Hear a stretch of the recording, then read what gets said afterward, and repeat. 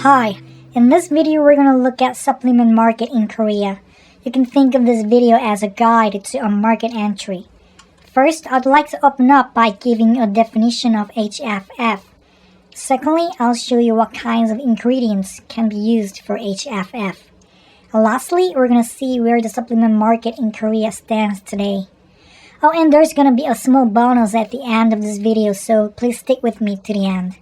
Okay, let's jump right in. So supplements should be the terms you're familiar with, but officially the Korean government call it health functional foods. And in this video, I'm just gonna call it HFF. So here's the definition of HFF from the MFDS. By the way, MFDS is short for Ministry of Food and Drug Safety. You can think of it as a Korean version of US FDA. Health functional food is a food that helps maintain health by using nutrients or ingredients that have useful functions for the human body. And we call this functional ingredients. The Ministry of Food and Drug Safety evaluates scientific evidence such as animal or human trials to recognize functional ingredients, and products made with these functional ingredients are health functional foods. I hope this is simple enough. To summarize the above, it will be something like this. So there are nutrients and ingredients which are beneficial to human health, and the MFDS evaluates scientific evidence for these ingredients. If there is sufficient scientific evidence, then this becomes the functional ingredients. And those products made with these are called HFF. In Korea, it is called 건강기능식품, as you can see on this logo up here. So how HFF differentiate itself from drugs and foods? We've already talked about this need for sufficient scientific evidence. And here, general foods basically does not have it. I'm not saying HFF is better than general foods, but just saying it does not have this functional ingredients inside. It might have ingredients which are beneficial to human health, but since the MFDS does not recognize those as functional ingredients, general foods cannot become HFF and not allowed to use this logo on their products as well. If one submits sufficient scientific evidence of these ingredients to the MFDS, then this will become functional ingredients and will be used for HFF. So basically, it is important to have this scientific evidence. Okay, next, then what are these function claims? Before I give you a brief explanation, let's talk about drugs first. All drugs have effects or benefits. For example, aspirin is used to reduce pain or fever. Likewise, HFF has a thing called function claims or functional claims or health claims. And it tells how it's going to provide beneficial effects to the human body. But on the contrary to drugs, HFF cannot have claims on treatments of diseases. These function claims usually start with word may help to. For example, may help to increase something, may help to maintain something. Well, may help implies that it might not help you, right? So there is a clear difference between drugs and foods in terms of these claims. General foods does not have function claim since it does not have functional ingredients in it. But the reason why I put triangle instead of X mark is the MFDS has recently announced that general foods can make functional claims so long as there is a functional ingredients inside, which already have scientific evidence backing the claims. There are few products on the market now. I'm not sure if this will help HFF industry or become a competitor to HFF manufacturers, but I believe this will broaden the market and increase the consumer spending on these functional ingredients and eventually help to grow the size of both of these industries. Just my opinion. So if you're selling functional ingredients to Korea, then now you have more numbers of potential clients. Before we go to the next chapter, I'd like to show you these articles on law. I know it looks boring, but either before you watch the next chapter or after, does not matter. I highly recommend you read this. It will help you understand the basic concept of this whole thing. There are 3 acts I'd like to recommend for you to read. This one is the first one, Health Function of Food Act. And you want to read this up to Article 15. The articles below that one, I believe you won't need it. I'll leave a link in the description below, and let me show you other 2 acts at the end of this video. There are 3 types of ingredients of HFF: nutrients, notified ones, and individually recognized ones. First, let's compare the nutrients and these 2 below. Now we know that this function claims tells us how these ingredients provide beneficial effects to our body. Based on this function claims, we can distinguish these nutrients and these 2 below. In terms of nutrients, its function or health claims focuses on the maintenance and normal function of the human body. Here's an example. Necessary for the normal structure and maintenance of bones. Just by looking at this example, you can see that this is about maintaining our body functions. With regard to these 2 below, its function claims focus on the improvement or modification. So this is an example, may help to reduce body fat. We can see the characteristics of these 2 are very different. Most of these have these kinds of physiological functions, and only very few have the function of reducing the risk of disease. Claims about the use of ingredients to prevent or cure specific diseases are not permitted. Only the reduction of disease risk are permitted in very few ingredients. Now let's talk about these 2 in more details. Notified ingredients are the ones already included in the established list by the MFDS, and that list can be found in the Health Function of Food Code. I'll show you where you can get this in a second. These notified ones do not require any pre-market approval. If you manufacture a product using this notified ingredient, then it will be made into HFF without any pre-market approval on these ingredients. Whereas these individually recognized ones are unlisted ones. Since it's not listed on the code, these ingredients need to be reviewed by the MFDS individually before it can become commercialized. And the MFDS will examine the scientific evidence of its specification, safety, and efficacy. When it passed the evaluation of the MFDS, then it can become a functional ingredient. Only the applicant company can have the exclusive right on this ingredient, so having it will give you a competitive edge. This is the Health Function of Food Code, which has the list of the notified ones. If you type MFDS in Google, you'll be able to find this website. This one. And then go through these menus, click Our Works and Regulations under Food section. Then you'll find the search bar here. Type code, C in capital letter. Then here, you can download the PDF file. The date says 2016, but if you open it, it's from 2021, so just ignore this. Just so you know, they're saying this document cannot be interpreted as having official authority. Just give it a read. Okay, now let's look into how this health function of food codes looks like. Here's one of the nutrients, vitamin C.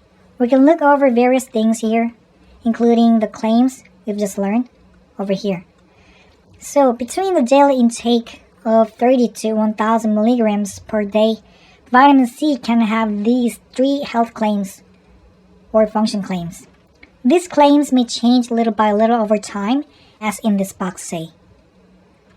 You can also check the list of ingredients for vitamin C here, and specifications here too. Okay, next let's take a look at the notified one. If you look at the claims carefully, we can notice that it starts with this word may help to, which is different from the nutrients one. And we can see its characteristic is also different. As you can see here, the claims can change depending on the daily intake amount. Let's say we have a product which contains liquid form of indigestible maltodextrin, and it has 10 grams of indigestible maltodextrin dietary fiber. 10 grams. Then we can guess that the products can only have one claim, the last one, by looking at the range of these numbers. There's one thing to be aware of here. This number, for example, 30 grams, does not represent the weight of the raw material, but the weight of the functional or marker compounds in the raw material. And then what is this functional or marker compounds? Functional compounds is a substance responsible for the functionality in that ingredient. In other words, it can be seen as the core or active substance of the functional ingredients. For example, functional compounds of omega-3, which is named edible oil containing EPA and DHA in the codes, will be EPA and DHA. Marker compound is a substance determined for the purpose of quality control among those chemically identified components. Let's say there's a new ingredient found in nature, and there's a sufficient scientific evidence as well. Now we just need to figure out what the functional compound is to apply for the functional ingredient to the MFDS. But there's a problem. The problem is that there are many substances in these ingredients, and it is almost impossible to pinpoint which substance is responsible for the functionality. In this case, it would be difficult to set the functional compound. So instead of that, we can set up one substance which can represent the unique characteristic of that ingredient and use it just like a functional compound. That is marker compounds. Now we can see that this number here is not the weight of the raw material, which is indigestible maltodextrin, but the weight of the functional compound or marker compound, which is indigestible maltodextrin dietary fiber. Individually recognized ones are not listed in the codes, so I couldn't get the English version of it, but you can check its claim in the same manner here. So this table sums up the points of the second chapter on the ingredients of HFF. In some cases, the classification of these three can be changed. The individually recognized ones will be switched to notified one after 6 years of its recognition. But there should be more than 50 production records of it. It's kind of similar concept as drugs. Generic drugs are allowed for sale after the patents on the original drugs expire, so it's similar. Well, there are cases where the notified ones turns into nutrients. Although there is no case yet, but if there is a big change in the academic world, for example, if there is a consensus that this notified ingredient is essential for the maintenance of our body functions, then there might be a possibility that it will be switched to nutrients. Okay, now let's see how the HFF industry looks like in Korea. Let me start off from domestic products. It starts from Distribution Specialized Sales Company. The name is somewhat confusing, but you'll get it. Once they have an idea about the products and get their research done, they will get a plan to make one. During that planning phase, they secure the partners needed for the production. They're gonna look for ingredient companies, as well as different potential manufacturers. And then there is finished products. So this confusing word, actually it's equal to private labeling. As a retailer, you get control of your product, specifying everything about it. What ingredients go in, what the label would look like, how it's gonna packaged, and they pay to have it produced and finally put their brand name on it and sell it. While the retailer may have a manufacturing facility on its own, or there's a possibility that the manufacturer may plan and sell the product itself, then it would look something like this. This is a bit old, but the MFDS put out this data which shows the top 10 HFF manufacturers in Korea in 2018. Among these companies here, some of them are specialized only in manufacturing, and some of them do the manufacturing and selling together. Okay, now imported products. Since the finished product is flying into Korea, we just need to check whether the finished product meets the standards and specifications of HFF established by the MFDS. About the standards and specification, you can take a look at the Health Functional Foods Act I just shared. And during this phase, it's really important to get your label reviewed by KHSA before it comes to Korea. Otherwise, you could end up with some real problems. After that, there is a custom clearance phase. Regarding this phase, we can refer to the MFDS's English website. And here's the second act about imported foods. The name of it is Special Act on Imported Food Safety Control. It talks about imported foods including HFF. I recommend you read up to Article 25. I'll leave a link in the description below. And here's the top 15 HFF importers in 2018, from Amway Korea to New Skin Korea and Total Swiss Korea. Speaking of these companies' names, we have an interesting piece of data here. So the KFTC, which is short for the Korea Fair Trade Commission, they put out this data, and this is top 10 multi-level marketing companies in Korea. What really interests me about this data is if we look at their main top-selling products, then we can see most of them are HFF. So I guess multi-level marketing companies are really doing well in Korea, especially in this HFF industry. In terms of sales channel, I think that many people probably agree that the online market, broadly speaking, appears to be the best sales channel worldwide. Same here in Korea. And there are multi-level marketing companies we've just seen, and some offline stores and television-based home shopping here too. On the right is the result of a survey by people working in this industry in Korea. Live commerce was picked as the most potential one. Well, there are tons of articles talking about live stream shopping on the internet already, and we can expect that there's going to be a gradual increase in the amount of money being spent in this channel in the near future. Well, after setting the right sales channel, then you're going to start advertising your products, right? So here's the last act I would like to show you. The name of it is Act on Labeling and Advertising of Foods. And you can read this up to Article 12. I'll leave a link in the description below. Lastly, let's look at the size of this HFF industry in Korea. Well, it was growing even before the COVID outbreak, but the COVID-19 accelerated this industry's growth. Many people are nervous about COVID here in Korea as well, and no one knows how long it's going to last. From early 2020 to now, people are faced with this terrible question. What do I need to protect myself?